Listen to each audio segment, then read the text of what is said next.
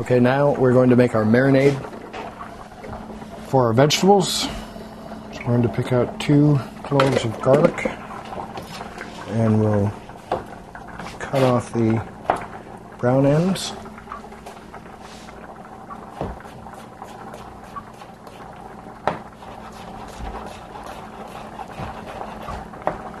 Chop these into pieces.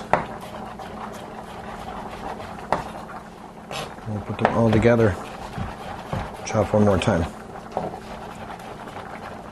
Right now we're going to put them in our small container. And then we're going to mix 1 tablespoon of water,